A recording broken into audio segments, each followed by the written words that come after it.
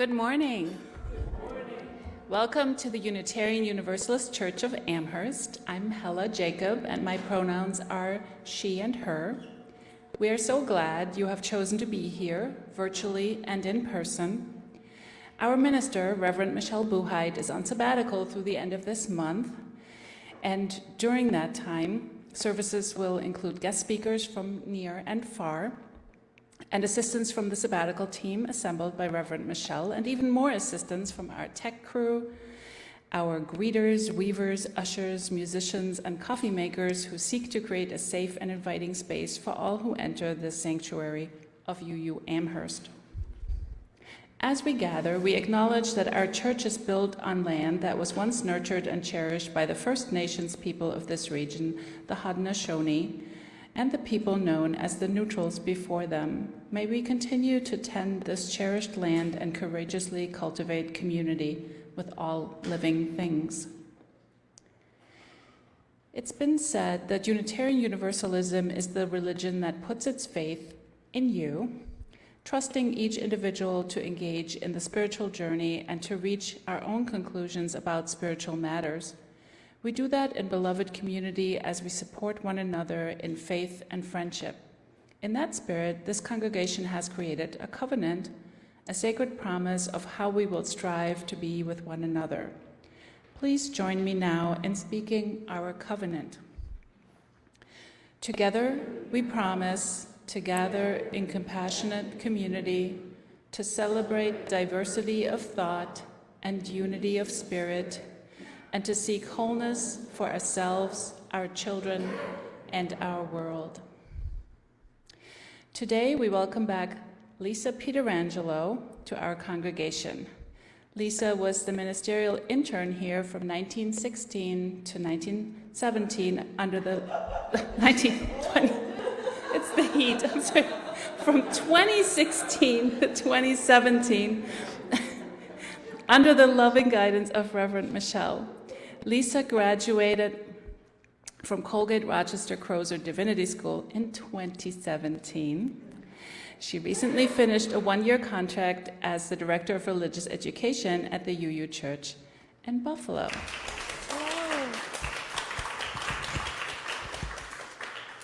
I look pretty good for that age, don't I? Each of us carries with us in this worship time cares and concerns, joys and sorrows. And together we create the container where we can put down our burdens, knowing they are held gently by this gathered community. For those joining virtually, I invite you to give voice to that which is on your heart, or perhaps type it in the chat in the live stream. For those who are here in the chapel, I invite you to come forward and place a stone or shell on the table labyrinth in recognition of which is on your heart.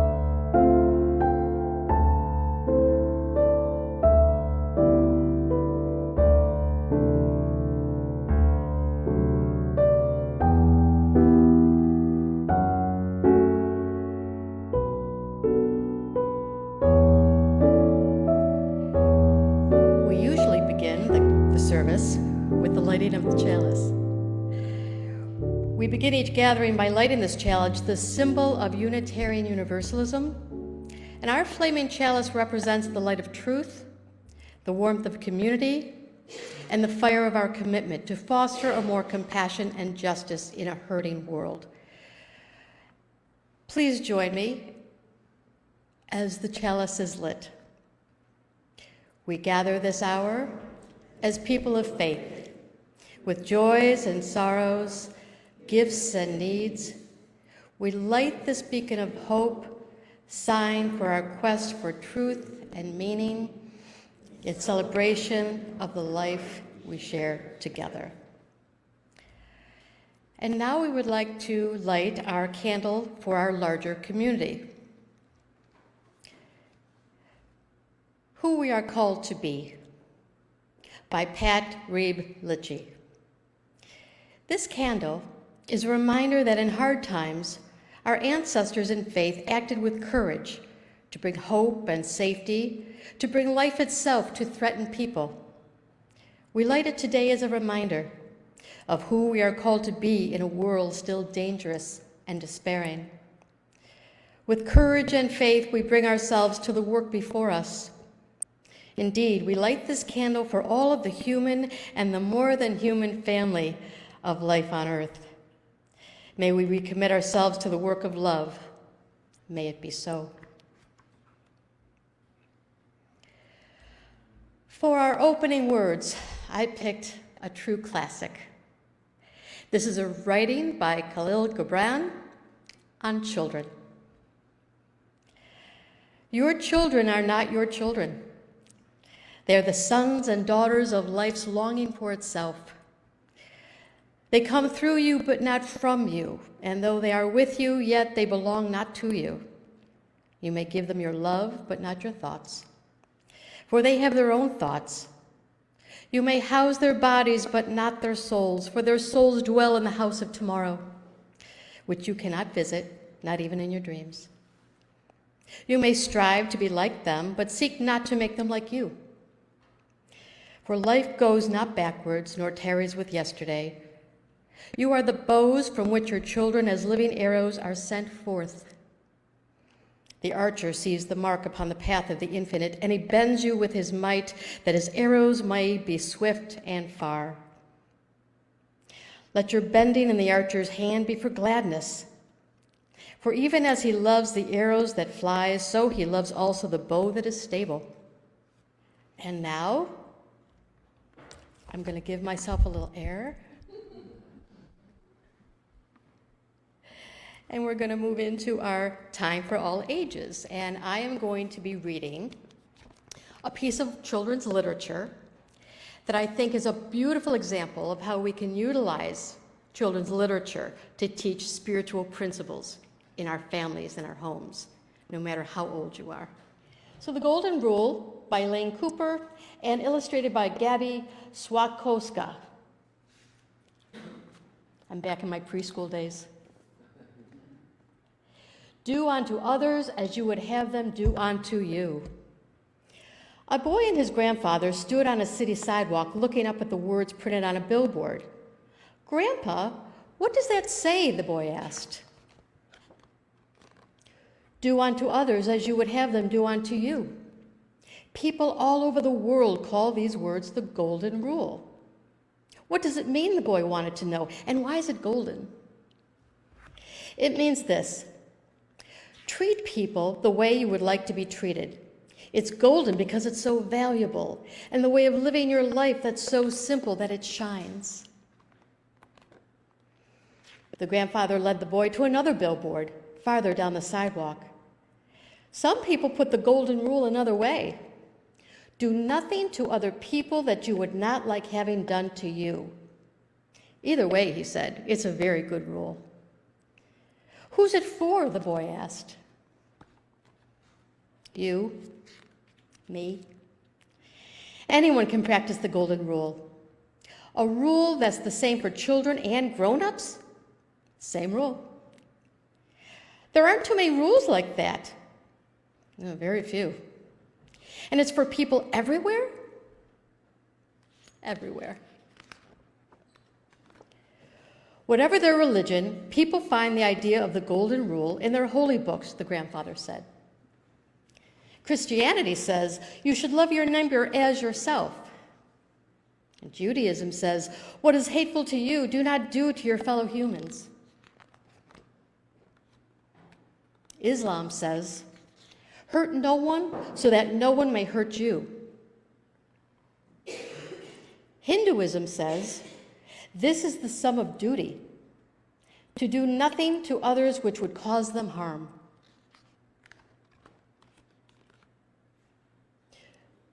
Buddhism says, do not do to others what would hurt you. The Shawnee tribe says, do not kill or injure your neighbor, for it is not he or she that you injure yourself. The boy and his grandfather sat on a park bench. So, Grandpa, how can I start to practice the golden rule? You begin by using your imagination. My imagination? You imagine how someone else feels. For instance, a new child who is joining your class. How do you think that boy or girl feels? Well, new kids always look scared. Would you be scared if it was you? Oh, yes. What would make you feel better? Well, if someone smiled at me. So to practice the golden rule, you would smile at the new kid. You've got it. I bet you can think of other ways you'd like to be treated and ways you wouldn't want to be treated. How do you feel when you're teased or bullied? Sad? Yes. Mad? Yes. Small. I feel small. Small, sad, mad. Do you like feeling like that? No. Well, neither does anyone else. The boy thought for a moment about the golden rule. I see. There are lots of things I can do. I should tell the truth because I don't like being lied to. I want people to listen to me, so I should listen to other people. When I'm sick or when I'm tired, sometimes I need help. So I should offer my help to those who need it. You're getting the idea, the grandfather nodded. The boy looked at his grandfather. Practicing the golden rule seems like it can be hard. I said it was simple. I didn't say it would always be easy. Grandpa, the boy said, the golden rule is a very big thing, isn't it?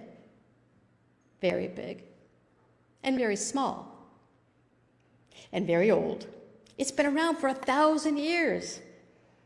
Thousands of years? Well, then I don't think everyone is practicing the way they should. Otherwise, there wouldn't be so many problems between people, between countries. You're right, my boy. I wonder how things would change if everyone lived by the golden rule. I think people would be nicer, kinder. They'd act better toward their families and friends and even strangers.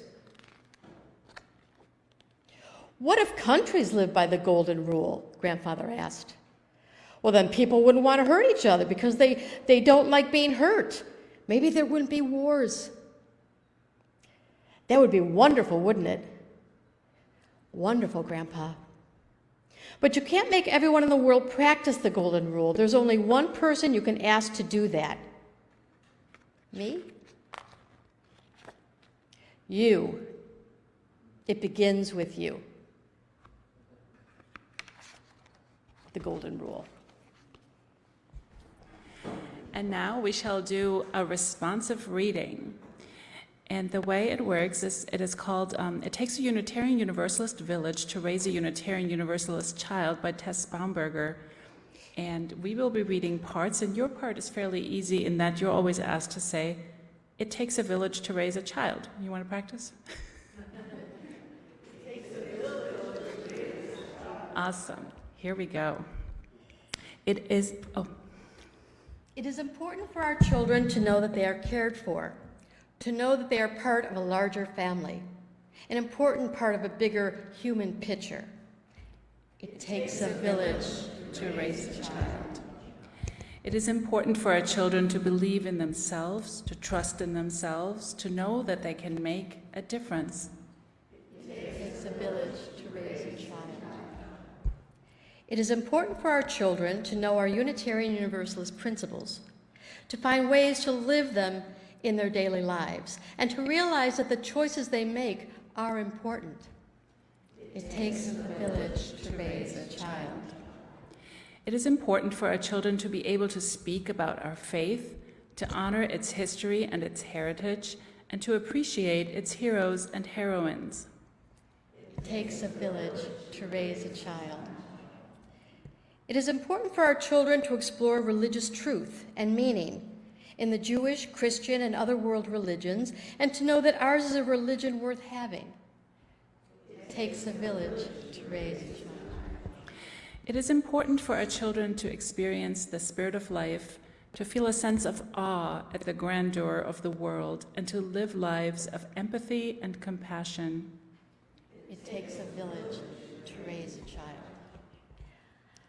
I cannot tell you how happy I am to be with you in this place today.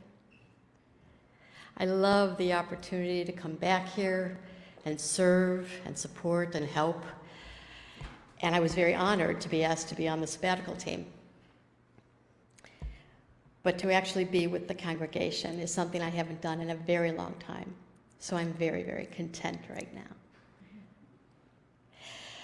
Obviously, helping children grow is the main theme of this reflection. I don't like the word sermon. I never have, and I certainly don't think that as a person who never gave birth or had the experience of raising a child, that I have the right to tell you how to do it. However, I can speak from the lived experience of being a teacher and the unique view of being an infant-toddler teacher. I was fortunate enough to realize early on that I could not interact or care for, understand, or love any child outside the context of their family. And having Helen with me today is very special because when I was the toddler teacher at the UB Early Childhood Research Center, I took care of the twins.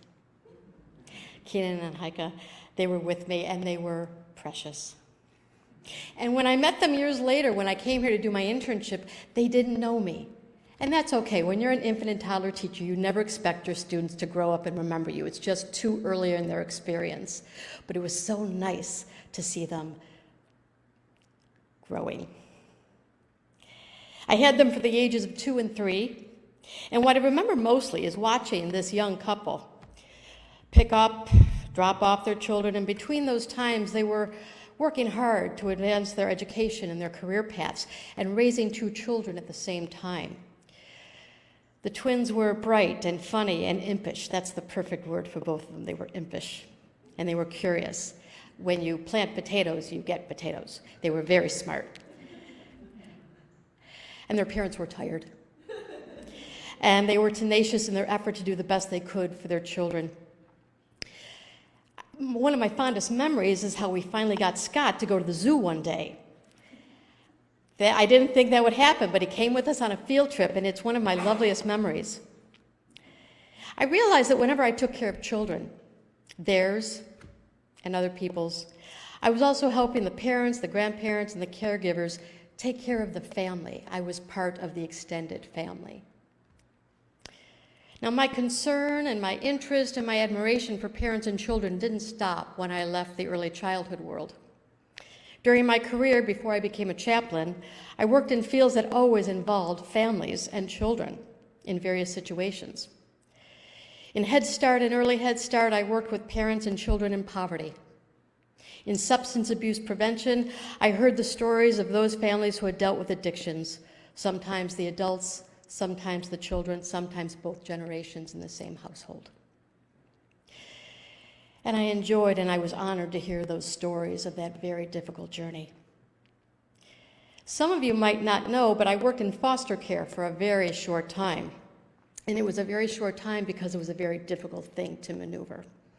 In foster care, I saw the heaviness of one parent handing their child to a stranger for care because the law said they had to, and in most cases it was the best thing for the child.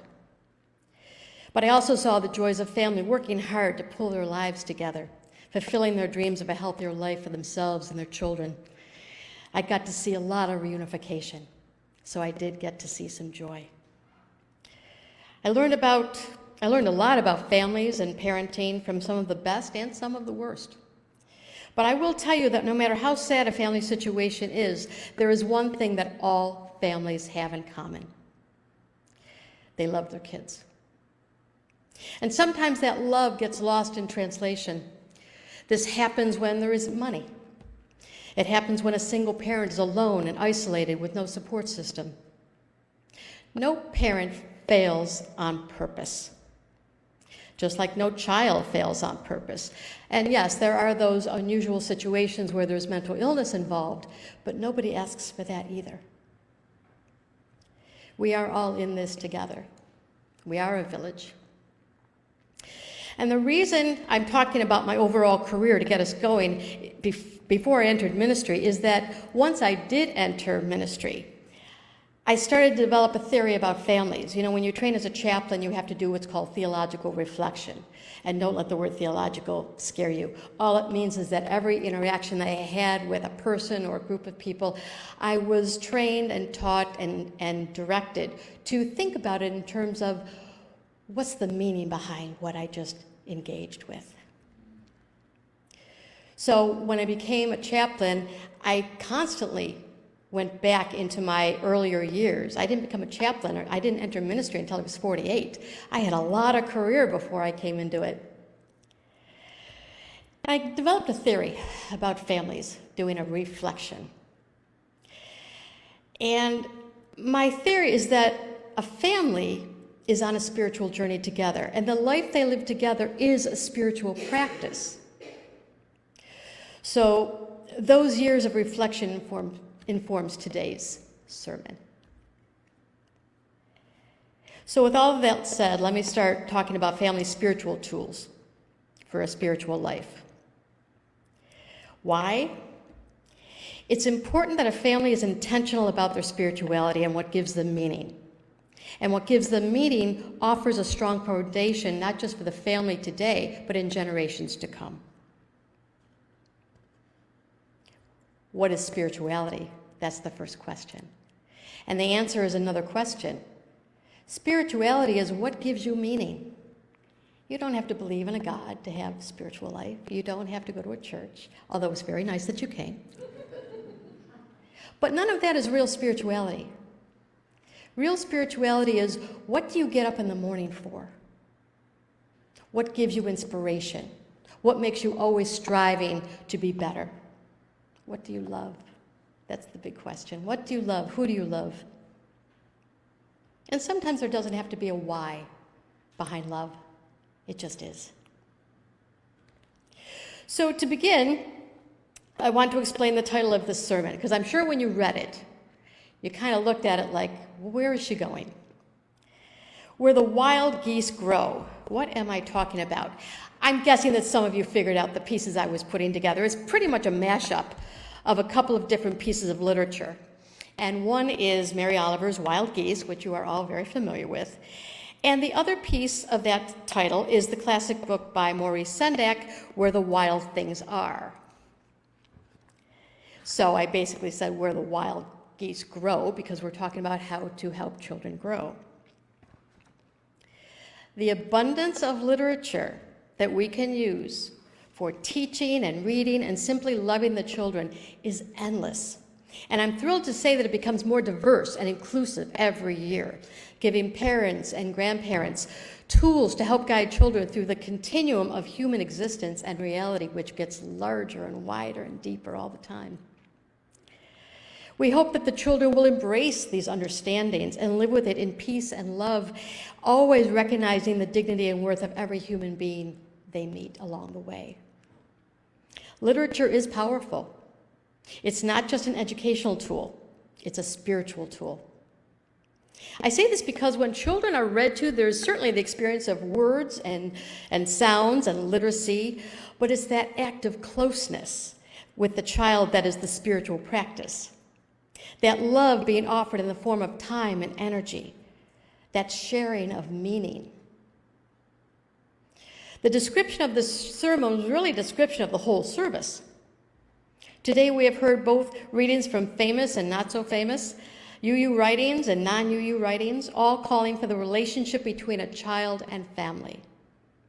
The relationship is the biggest spiritual tool. I chose all the readings today because they reflect family relationships, each very different authors, different generations. So let's start out by looking at Mary Oliver's Wild Geese. You've heard it before. countless times. And today I want to suggest that this is a good family poem, whether you're UU or not. You could probably say it with me. You do not have to be good. You do not have to walk on your knees for 100 miles through the desert repenting. You only have to let the soft animal of your body love what it loves. Tell me about despair, yours, and I'll tell you about mine. Meanwhile, the world goes on. Meanwhile, the sun and the clear pebbles of the rain are moving across the landscapes, over the prairies and the deep trees, the mountains and the rivers. Meanwhile, the wild geese high in the clean blue air are heading home again. Whoever you are, no matter how lonely, the world offers itself to your imagination, calls to you like the wild geese, harsh and exciting, over and over, announcing your place in the family of things.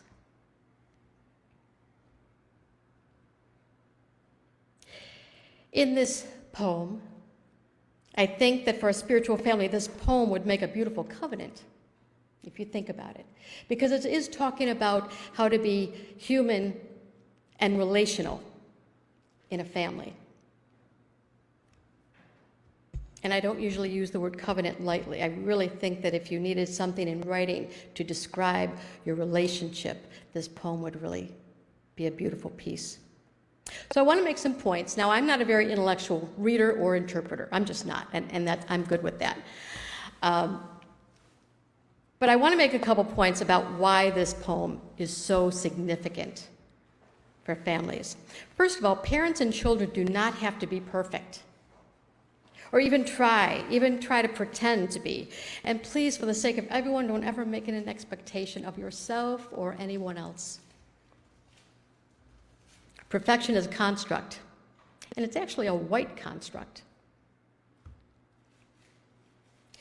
Share with each other. The good, the bad, the shames, the pride, share it all. We all have the right to our own private thoughts, our own private dreams. But when things are heavy on your heart, give them to somebody you love. Please keep in mind, family does not have to be biological. Your sharing creates a rich family relationship, and in sharing, the spiritual practice becomes richer. Have a family understanding of the reality of this life. Bad things happen. We'll get through it. Family strength is a spiritual tool. You don't have to suffer alone. You don't have to suffer alone. You've got us. And no matter what happens, we will get through it together. This life, this is our life. Things happen, and life will go on, and so will we. If you have a sacred space for your family in your home, a framed copy of this poem is very inspirational. So let's look at Maurice Sendak Where the Wild Things Are. Now, this was published in 1963, the year I was born, so you know this book is old. But the beautiful thing about this book is that everywhere in America right now, tomorrow morning, some toddler or preschooler is going to take this book off the bookshelf and run to a teacher and say, read this to me. Almost 60 years after its publication, the book has legs, as they say, because it tells a typical story of parent and child interacting with each other in a difficult moment. As a toddler teacher, I read this too many times. And there was a point in my career that I had the whole thing memorized, which wasn't a problem. Children love it because it reminds them of things they like or things they want. They love the fact that the little boy is wearing a wolf costume. His name is Max. And the wild things are a little scary, but not when you're on a teacher's lap or a parent's lap.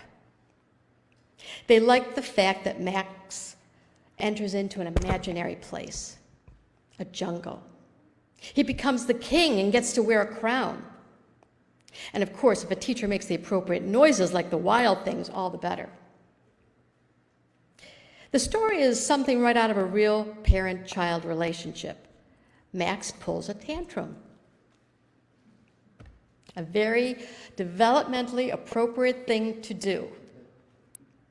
And I know some of us are jealous that sometimes we think, well, we're too old to throw one. So his mother, after his tantrum, sends him to his room, and Max escapes into an imaginary jungle and becomes king. And he has a great time. He has a wonderful time. But he gets lonely, and he gets hungry, and he decides to go home. And when he arrives in his bedroom, he finds that his mom has left him a warm supper. This book is a brilliant way to teach children what they can do with their emotions. Now, we're okay with kids when they show sadness or tears or silliness or shyness, but when they show anger, it triggers something in us. We get very uncomfortable with anger. And anger is incredibly normal for the human person. If you went through your whole life without ever getting angry, you haven't been paying attention.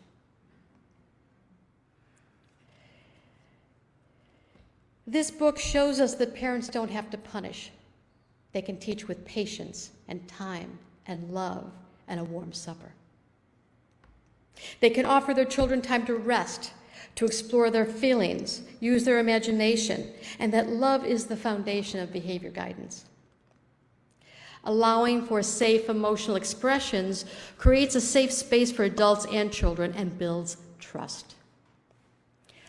I know I've been with a lot of families, and there's nothing more terrifying than a toddler or a preschooler throwing themselves on the floor at Target and having a tantrum in front of strangers. Nothing worse. I always said this to parents. I said, the next time that happens and people are staring at you judgmentally, point to your child and say, "Isn't he doing great?" Because they are acting out their development.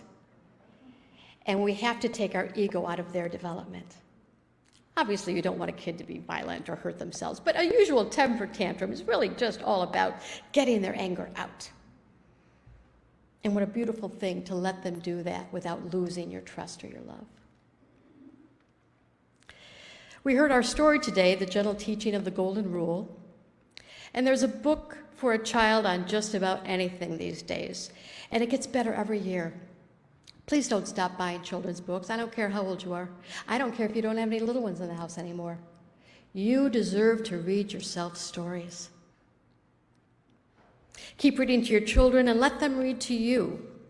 This sharing of meaning deepens your spiritual life as a family and as individuals. Remember, love is about meaning and relationship and experiencing things together. Go out there sometime in the next few months and buy yourself a great children's book. And maybe ask your grown-up child to read it to you.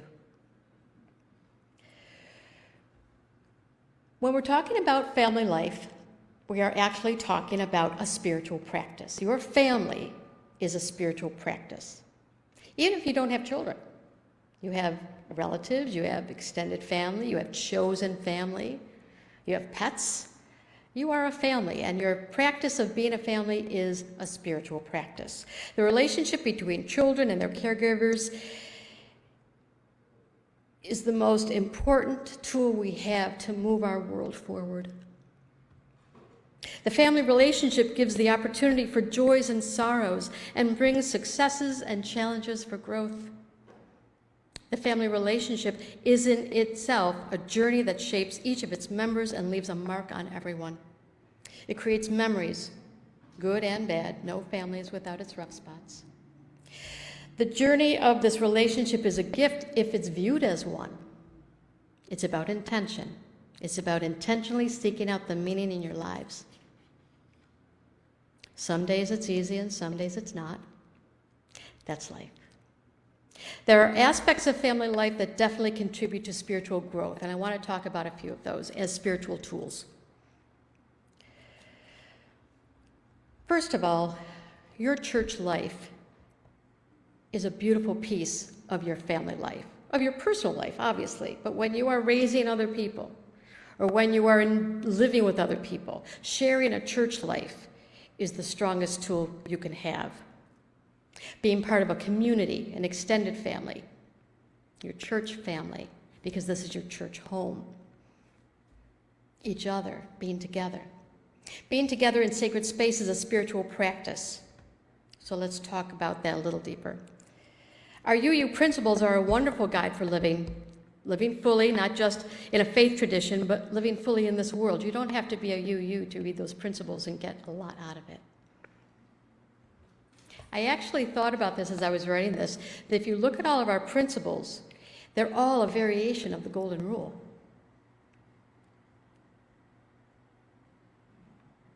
Living those principles out for your family members to see is one of the best contributions there is. And many times it's the children who develop a church connection and role model for the adults, which is absolutely fine. You know, our UU principles, I did a spiritual care call a couple months ago, and they actually had a copy of the principles on their wall in their home. They honored the principles in a sacred space, which I thought was really amazing. I'd never seen anybody do that before. And there are things about our faith tradition that offer even more tools. Letting your children go to protests with you. Protesting together as a family, that's a spiritual tool. It's a spiritual exercise.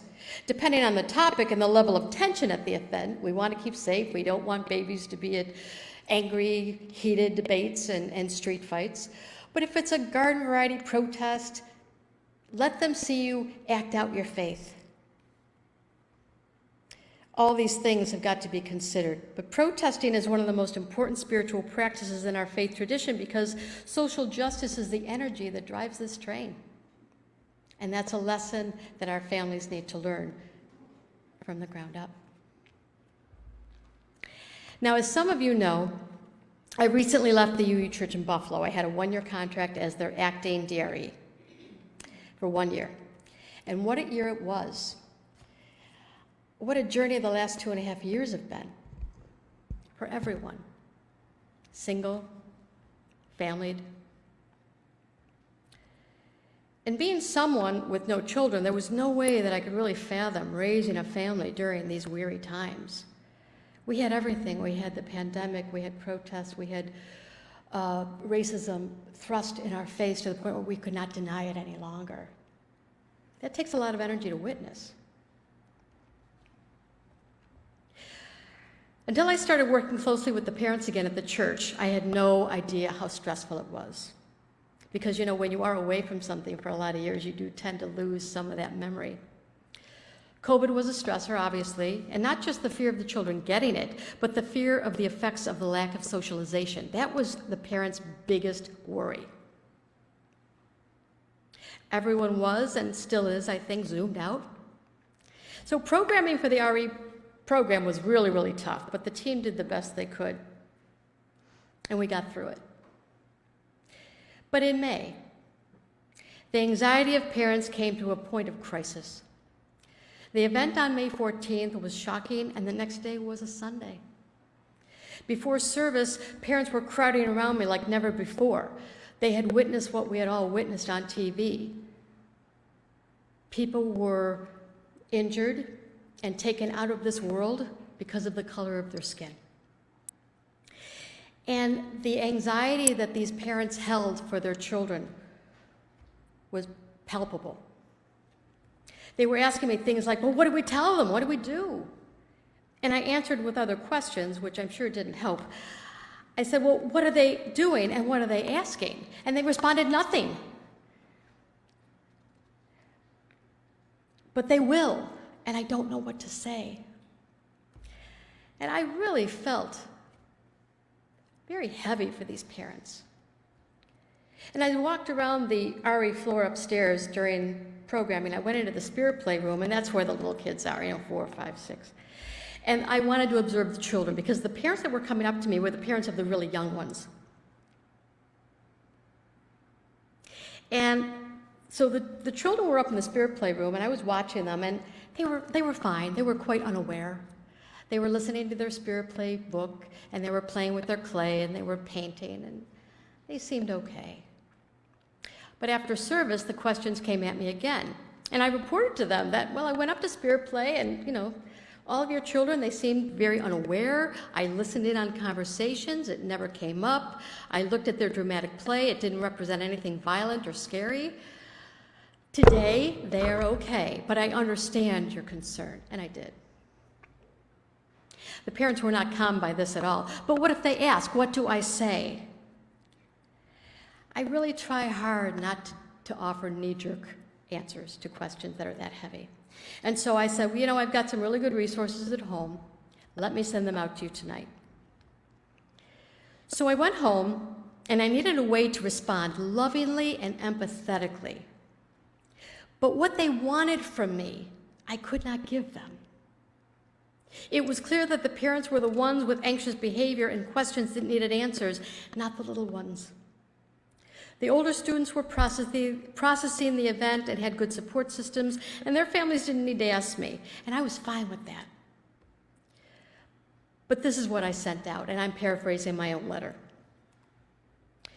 In times of crisis, it is perfectly normal to want to save and protect your children. It is normal to want to have the perfect answers at the ready, and it is admirable to want to be the parent that heals all wounds. But it's not possible. You are human beings raising human beings, and there was no way that anyone would have had the answers at the ready for anything that happened in the last 2.5 years. In times of crisis, parents and caregivers need to check in with themselves about their own needs first. Now, I know this idea is almost taboo, and I know that this idea is shocking to some. I've mentioned this concept to others before and was responded to with faces of disbelief and anger and how dare you, and I'm a great parent. I would never put myself first. Well, we've heard it before, haven't we? When an airplane has an emergency and those oxygen masks drop, the adult needs to put theirs on first. A parent in distress cannot help a child in distress. Parent self-care is needed more than you know. And by taking care of yourselves, you are teaching your children how to care for and honor themselves down the road. You could be possibly teaching them how to take care of you down the road when you need it. It's not selfish. It's a teaching tool. It's a spiritual tool that they and you deserve. Self-care is a spiritual tool inside a family. You honor your body, your mind, your soul, your weary, weary soul. Because your job is to prepare your children for their experiences in this world. And if every time you fix it, and every time you have the perfect answer at the ready, you're not preparing them for reality, because they're going to have those same experiences. And you need to teach them that it's okay not to be perfect. The last spiritual tool I would like to offer up is the practice of listening to your children. No matter how young they are, no matter how old they are. Listening to the children, the students, the youth, and the young adults in your family is the greatest spiritual contribution you can make to that family. Your children start developing wisdom the minute they arrive on this earth. And our egos tell us that we're the adult. We hold the wisdom. We have all the answers. And once we accept and embrace our own human weaknesses and don't try to hide how frail we are sometimes, we actually become authentic. And becoming authentic is how we develop authentic relationships with our loved ones. And allowing for your own authenticity is a gift for others. Authenticity is the greatest spiritual gift you will give your family. Please listen to the children. They are wise beyond their years. And I'd like to show you an example of this. This video has been around for a while. Some of you may have seen it. And I want to show it because it shows the nature, the innocence, the pure wisdom of a child who lives in the real world. No one else than me. Mom, are you ready to be his friend? Yes. Try not to be that high up to be friends. I want everything to be low, okay? Okay. Just try your best. I don't want you and my dad to be replaced and meanies again. I want you and my dad to be placed as settled and be friends. I'm not trying to be mean. I just want everyone to be friends. And if I can be nice, I think all of us can be nice too. I'm not trying to be mean, but I'm trying to do my best in my heart. Nothing else than that. I want you, Mom, my dad, everyone to be friends. I want everyone to be smiling, not like being mad. I want everything to smile. Especially when I see someone, I want them to smile. Especially Nana, everyone. I want everyone to smile. And if that's for my dad and you, Mom, I think you can do it. I think you can settle your mean heights down a little to short heights. Then it's both, okay? I'm not trying to be mean. I'm not trying to be a bully. I'm trying to be steady on the floor, not way down, on straight, on the middle where my heart is. My heart is something. Everyone else's heart is something too. And if we live in a world where everyone's being mean, everyone's going to be a monster in their future. What if there's just a little bit of persons and we will eat them, then no one will ever be here. Only the monsters in our place. We need everyone to be a person. Everyone, including me and my mom, everyone. I just want everything to be settled down. Nothing else. I just want everything to be good as possible. Nothing else. Thank you, Tiana. Come and give mommy chup chup. I love you. I love you too. She wasn't trying to be a bully, but she was so wise. Learn from the children. They have more wisdom than we do many times. Learn from each other, and above all, learn from your own deep and tender souls. So be it. For our closing words, this is called A Prayer for Our Children by Shalane Harkin. Your children want you with a sacred fervor. It's not the kind of desire that will let you stay hidden amidst the shadows of flattery. They don't want to admire some prettied up shell of you that you show to the public. They want to drudge up your heart out of the conditioned nonsense of serious occupations and persuade you to collect the stars in your skirts, berry stains on your cheeks of your life, and come to remember your original joy. Children are your life's great revolutionaries if you let them be. They want to tear you with their tenderness from the arms of capitalism, that your heart might be able to hold them. They want to liberate you from the straitjacket of control with their joyful chaos. They don't care at all if you're rich or smart or beautiful or thin, and they're marvelously disinterested in your external success.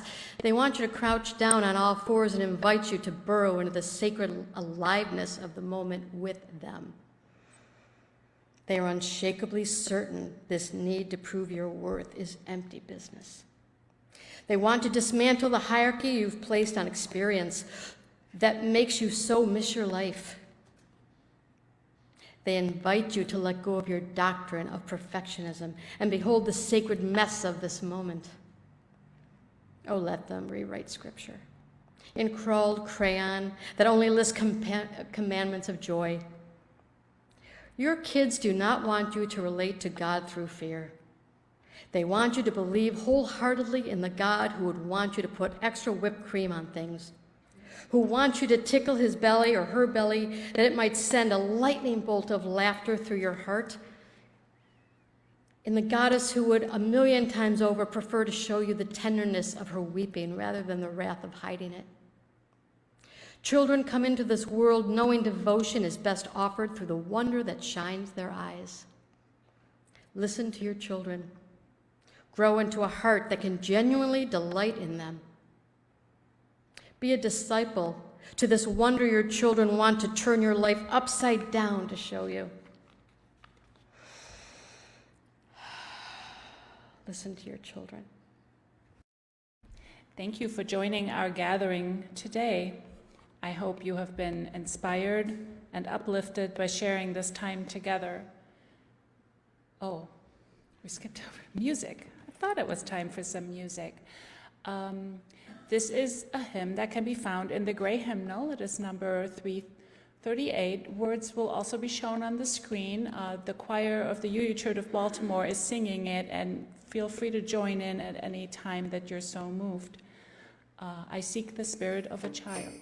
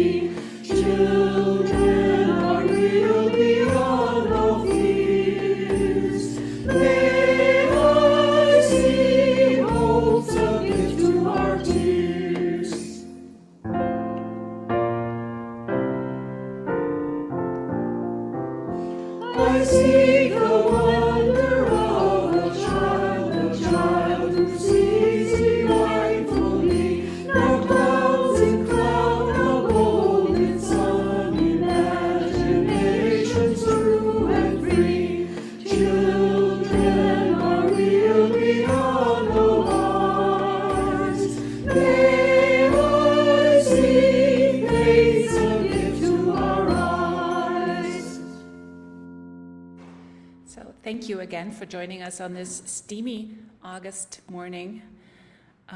You can support the work and mission of this congregation with your financial contributions. For those in our chapel today, you'll find baskets in the rear to receive your gift. For those participating virtually, you may take a moment to visit our website, uuamherst.org, and click on the giving link, or text your gift to 833-987-1968.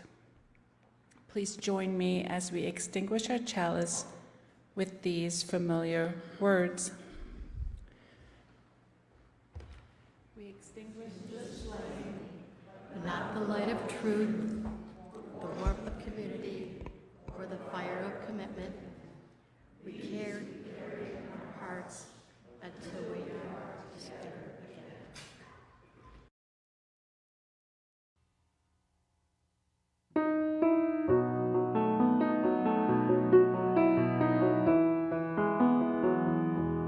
Travel light and travel easy, till I see you once again. Travel light and travel easy, and remember I'm your friend. May the road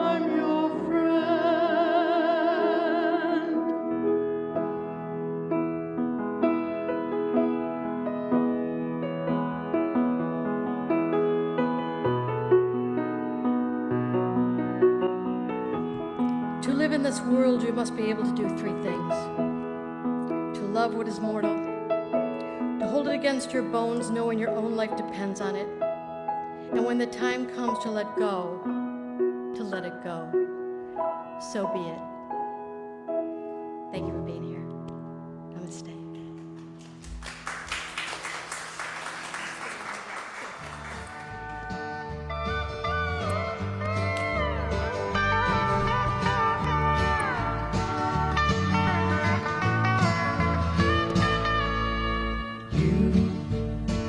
Who are on the road must have a code that you can live by, and so become yourself, because the past is just a goodbye.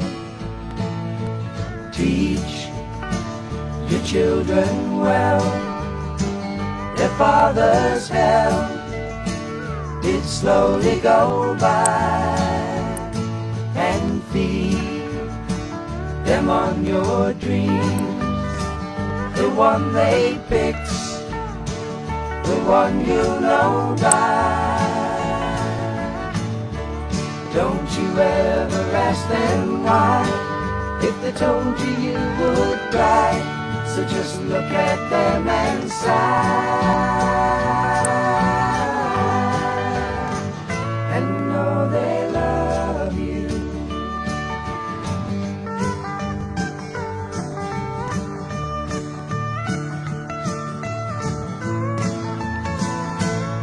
And you of tender years can't know the fears that your elders grew by, and so please help them with your youth. They see the truth before they can die. Teach your parents well, their children's hell will slowly go by, and feed them on your dreams, the one they picked, the one you know by. Don't you ever ask them why, if they told you you would cry, so just look at them and sigh.